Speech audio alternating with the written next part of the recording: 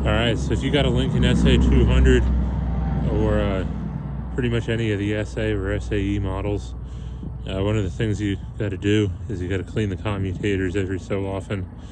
It's pretty simple. There's two screws that hold this cover on, and it pops out. You can just get them off with one of these. I'll get that off camera. And then there's two bolts right here. It could be rotated, but I always put mine over here when I take this on and off.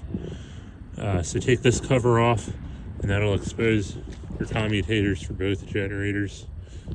So I'll get them off and show you what it looks like. All right, for this next part, you're gonna need a pair of pliers and a commutator cleaning stone. They look like that. I just got this stone from an electric motor repair place down the road. They just give me the straps sometimes. So what the commutators are this piece right here. You see how it's getting all sort of discolored there? We got to clean that up. This is the exciter. So this runs your grinder and starts the welding generator. The welding generator portion of it is right here. That's what that one looks like. It's got some bigger commutators in there. They're getting all discolored as well, and we're going to clean them up. So to do that, what you're going to do is you're going to get everything off your trailer if it's going to vibrate off.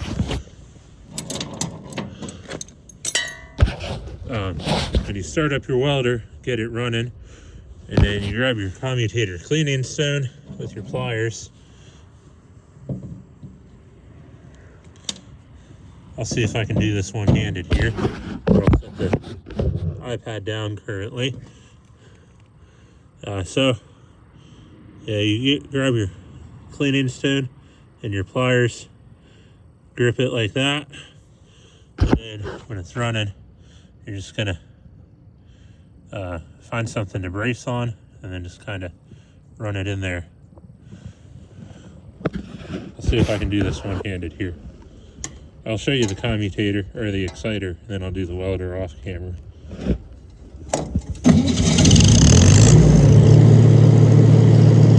See, it's spinning there.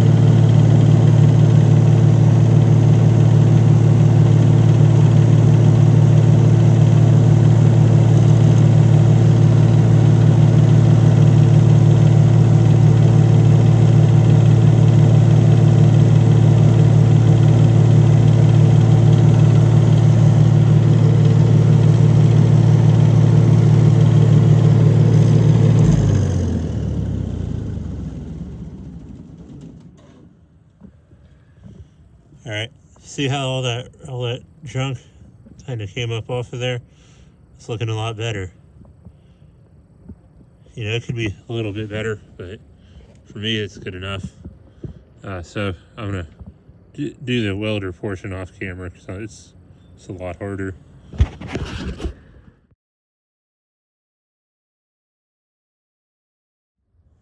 All right, so now I got both of them cleaned up. I mean, I showed you this before. Then, yeah, the welder.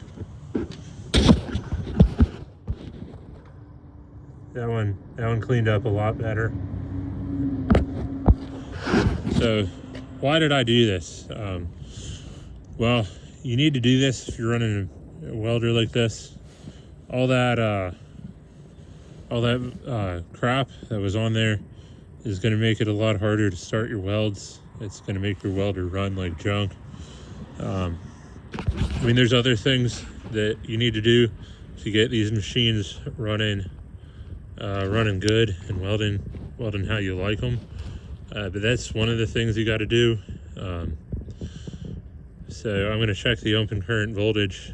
I was at 120 before doing this, which is a little bit too high.